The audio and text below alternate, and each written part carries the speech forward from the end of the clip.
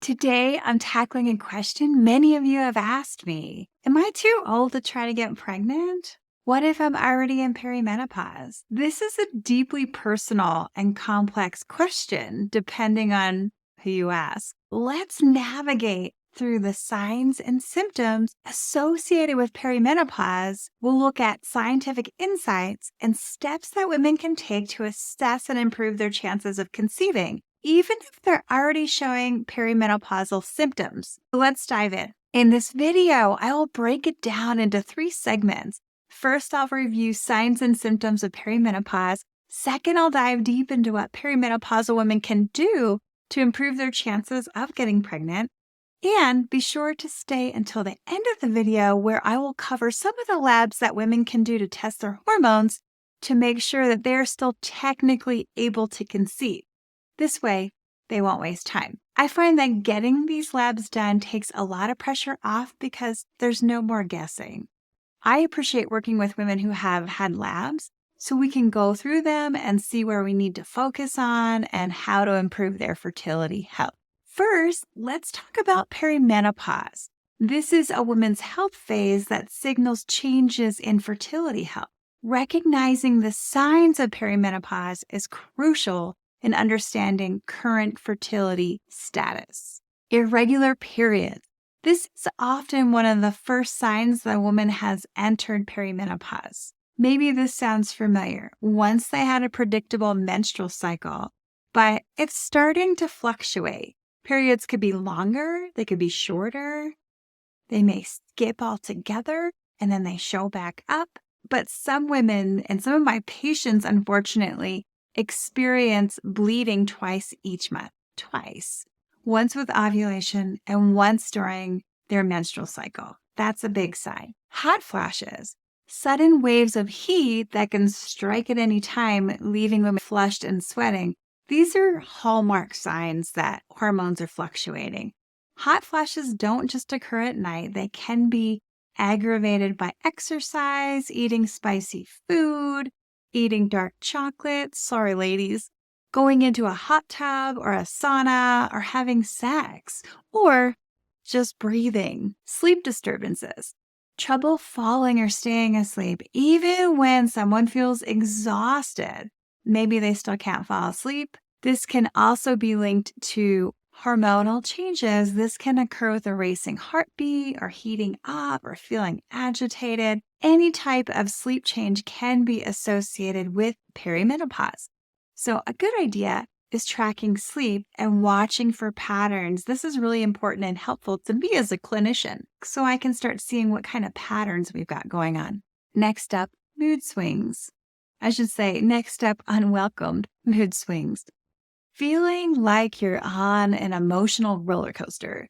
Hormonal fluctuations are most likely the cause. Often women tell me that they don't have a lot of stress, but they feel like out of nowhere, the stress just creeps up on them and they can't necessarily identify the source, seeing like nothing bad happened that day or everything's going well in their regular lives. This is a bit of detective work that is often associated with looking at hormonal changes, but other symptoms that are going on as well.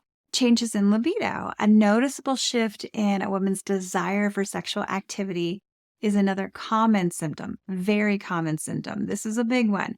Decreased libido can be due to hormones or feeling fatigued or just not feeling like yourself. And fatigue and even pure exhaustion. I hear this all the time. This can be a symptom of perimenopause. Again, women will benefit from keeping a journal of all the symptoms that they have going on now and noting if they can remember when they started and then highlighting the newest symptoms. And sometimes during the menstrual cycle, if they still have one, then we can connect the dots and see what's going on with levels going up and down with hormones.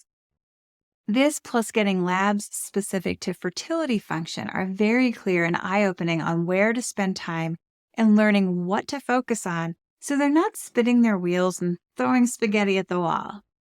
These are the big symptoms. There's also headaches, trouble with concentration, hard to focus on tasks, vaginal dryness, and weight gain. I'll be covering these in our next video, so definitely subscribe so you get notified when that video drops next week. If a woman is experiencing these signs, it may be time to assess their fertility health more closely. But remember, these symptoms alone don't determine the ability to get pregnant. We use them as a guide and as a roadmap. And if you don't know me, I'm Dr. Gina Terinoni. Thank you for watching. I'm a board-certified holistic doctor of acupuncture and Chinese medicine. I'm also certified as a women's integrative health practitioner. I integrate 2,000 plus year old medical practices with the latest in scientific research and medical protocols, including IVF, FET, and hormone therapy. I've helped over 2,000 women and couples to get pregnant and have healthy babies over the last almost 25 years now. All the videos that you see on my channel have at least one actionable health tip for you to take the same day that you watch. If you are enjoying this video, please subscribe and like the video and comment if you feel up to it or you've got a question, and I will absolutely continue to make more helpful videos for you. Now, let's focus on what women can do to increase their chances of getting pregnant while they navigate these new hormonal changes. I'm going to walk you through 5. I threw a bonus in there. Focus areas. The first one is a 3-in-1 approach. I technically could have separated these, but I'm going to go 3-in-1 approach. We need to look at nutrition, herbal medicine, and supplements. And I tend to group in nutrition with herbs and supplements because did you know that only 17% of the human population gets the proper nutrients that they need? Yikes. Put on top of that trying to conceive and put on top of that trying to get pregnant when a woman is already showing symptoms of perimenopause. It's a lot, so we got to plug some holes. That's why I put this as the main focus area, because it's really important to figure this out. This will help to lay a solid foundation. We're talking a balanced diet rich in antioxidants, vitamins, and minerals supporting overall fertility health. Supplements, there's a ton of them, but supplements like CoQ10, omega-3s, they can be beneficial. I have a number of other videos on supplements and herbs and specific fertility foods and the fertility diet, so be sure to check those out. I welcome your questions and comments, so tell me what is working for you or what you don't understand or what you're still struggling with, and I'm happy to be helpful for you. Next up is maintaining a healthy weight. This is a big one too. Body weight can influence hormone production and fertility health. Finding a healthy balance is key. This is important to mention that some women are overweight and may have PCOS, so maybe they have challenges with ovulation.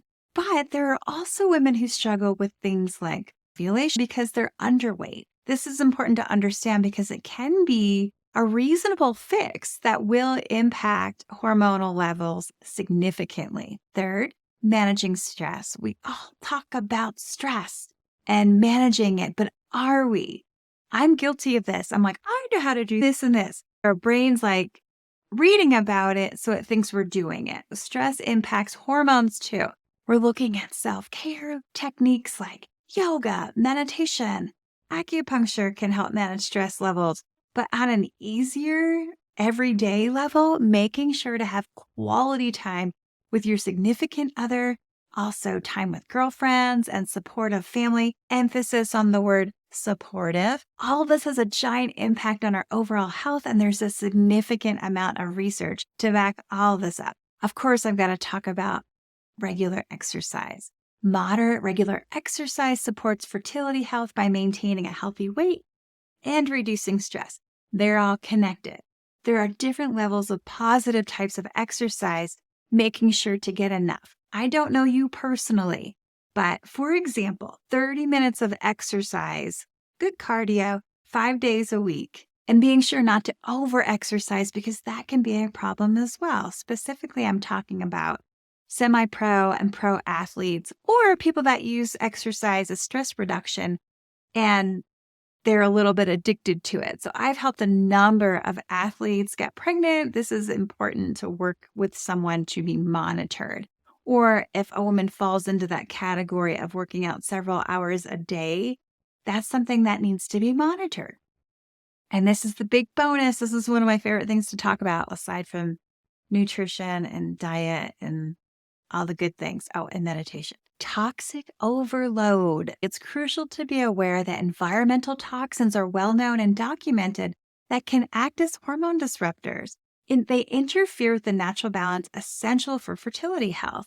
Reducing exposure to these toxins found in certain plastics like BPAs, personal care products, household cleaners, all this can help safeguard women's hormonal health and enhance their chances to conceive.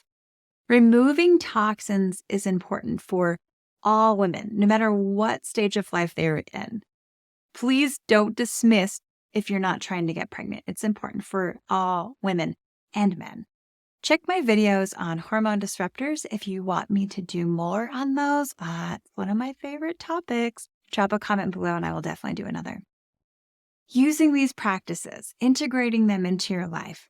So we've talked about nutrition, herbal medicine, supplements, maintaining a healthy weight, managing stress, regular exercise, reducing toxic overload. All of these things can support women's fertility and overall health, providing a strong foundation for being able to conceive and to be able to heal from pregnancy and childbirth. That's a whole other video.